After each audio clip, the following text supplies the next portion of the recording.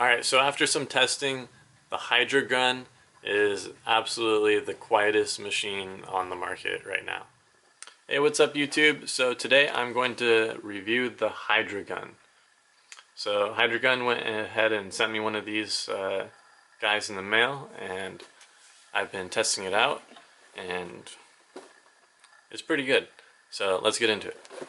So it comes in this big, like, nice sturdy case.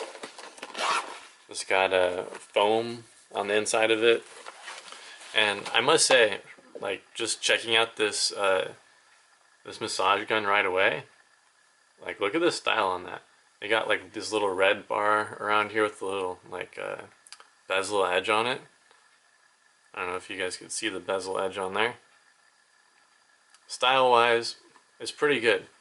And when you're like holding it in your hand, one thing that kind of like stands out on the grip is it's almost like a V shape. This one's like a circle in the back, but then it caves in a little bit like this. So when you're holding it in your hand, it's like really ergonomic to hold. And I've been noticing as I've been using this, I don't know if it's the way that the design is because it's smaller here and then bigger here and the way the handle is, but there's less vibration in this handle that's felt than some of the other devices that I've used. Right away, style, pretty cool. What else in the box? It comes with this power supply and a power adapter. I live in America, so I'm using this adapter for it.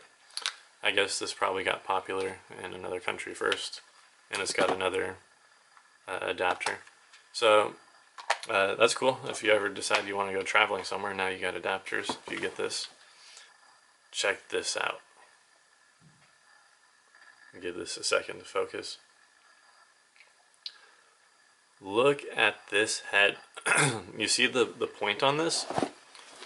I haven't seen any other ones have a point this specific, other than the Raptor, but that's not even in the comparison of these kind of devices. Look, as a comparison, look at this. Look at these side by side. This is what like is standard.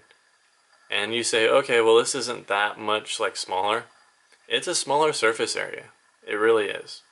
And that's really going to make a big difference when you're going in and, you know, working on stuff. I don't know why they left like little holes in there. Maybe it makes it more aerodynamic, and maybe that's what makes it quieter.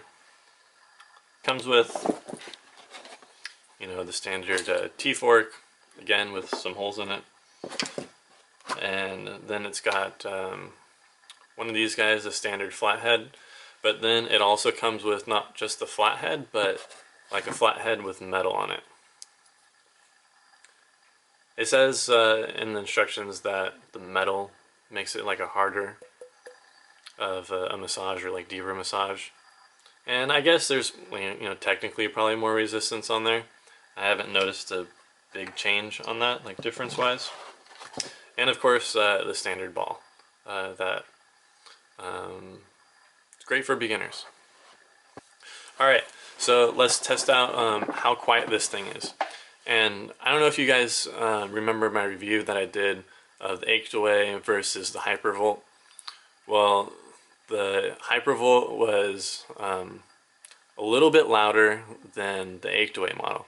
Now since then I've gotten rid of my Hypervolt and sold it because it kind of wasn't needed anymore. I had this other one that it was a little more powerful and it was a little quieter. This Hydragun is significantly quieter. On their website they have like a specific number of dBs that, you know, decibels that it goes under, or that it's like not part of.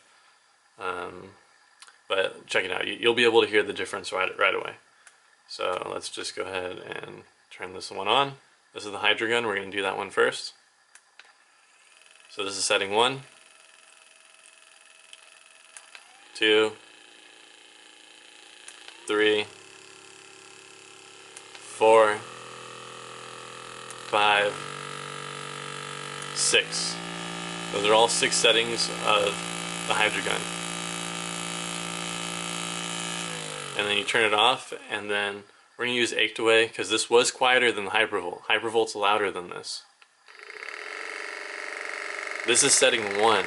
You could already hear how much louder this is. 2. And the last, the highest setting. And you get the idea. This is pretty noisy. Now let's go back to setting 1. This is the first setting on here. I'm going to turn this on. You're not even going to be able to tell the difference. You probably can't even tell that this one's on because this one's so loud. Alright, let's take that one away. This is what's left. Wow, right? I really hope my camera's picking up all this noise. Okay, let's go to the loudest version. This is the loudest setting here on the Hydragun. Now I'm going to turn on the ached away.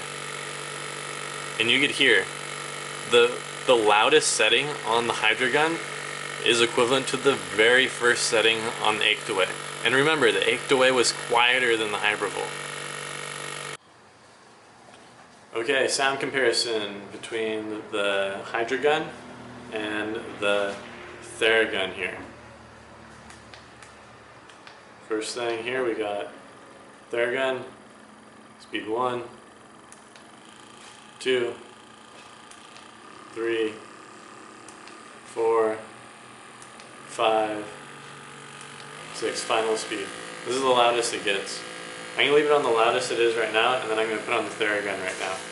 Because the Theragun on like the first setting is kind of like the Hydragun on the last setting. So you guys can hear that right now. So you can hear this, the comparison between them. Now I'm going to go ahead and turn off the Hydragun. So you can hear right away, this is on the lowest setting for the Theragun. Coming up all the way. This is the loudest setting, or the highest setting on the Theragun. And you can see that it's going up. And it goes up to 24 percussions per minute. Or 2400, sorry. The Hydragun goes up to 3200. Like power-wise good. They told both of them, both the Theragun and the Hydragun blow the Hypervolt out of the water. Like the Hypervolt may have been the first one on the market, but they kind of suck now. So definitely the Hydragun is definitely the quietest gun on the market I've seen so far. Battery wise on these guys, same lithium ion battery. You don't have to, there's no on or off switch on the bottom. All it is you just press it once on here. Well, you got to hold it down first to turn it on, and then you press it once and it turns on. Now, one of the features that this has that is definitely an advancement is this, it has a pressure gauge right here. So watch these 3 top dots. So you have these 3 tops here, which is your battery. These ones here, which is the speed drawn, so you can see I'm on speed 2. And you can see the pressure setting here. So if you're pressing too hard in here, it will light up and say, hey, like cut it out, because it doesn't want you to ruin the motor. So I'm just going to press in with my hand, and I'm going to push really hard so you can see. So you see how much pressure I had to put in on setting 2 in order to get that light to turn on. Let's go up 2 more settings, so we're on setting 4. I'm going to try and put the same amount of pressure.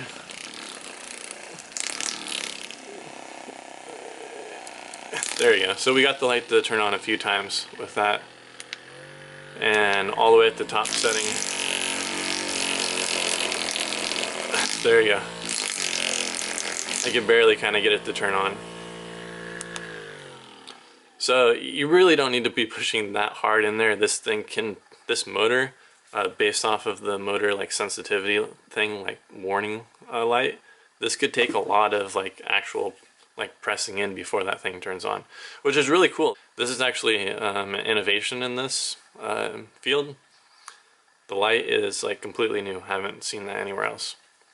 So cool, good job on that. The only like negative downside on this that I'm not so like happy about is there's a built-in timer on here, and the built-in timer is built in for 10 minutes. So after 10 minutes, it will automatically shut off. Now that doesn't mean you can't use it for longer. That just means it's just like, all right, 10 minutes, done. And in the manual it says it's to prevent like overheating and overuse, so someone's not working on an area for too long. I guess it's a good timer, so you could be like, hey, you get 10 minutes and I get 10 minutes, kind of thing. As far as like it lasting very long for overheating, I think I've used this thing for about 15 minutes at a time without this thing feeling like it's getting too hot where like I want to put it away. It says it has an hour-long battery life, but I think I charged this when I first got it, and I haven't charged it really since, and I've been using it just about every day. I think it has a lot longer than an hour battery life, even though that's what it says. Maybe you could use it hour at a time. That's what the other ones, most of the massage guns on the market say you could use it an hour at a time. So this kind of stands in line with that. I think it's probably the same thing. The only thing is there's a built-in timer on that. So overall, what do I think of the Hydragun? Well, it's pretty good. It's definitely going to replace the other one that I have, and I'll probably get rid of this one, give it to a friend or family or something, and keep the Hydragun as now my at-home use one. The only benefit that the Hypervolt has over this is that the battery, it can be taken out to make it portable, but this has a case, so if you're carrying around in the case all the time, there's no need to take the battery out, and that's fine. So that I'm not going to be doing any like crazy traveling with this. The case is nice. It is stylish. I think they're running this thing for $2.99 on their website. Go check it out. There'll be links in the description below if you're interested. If you liked this video, give it a thumbs up, and I hope you enjoy.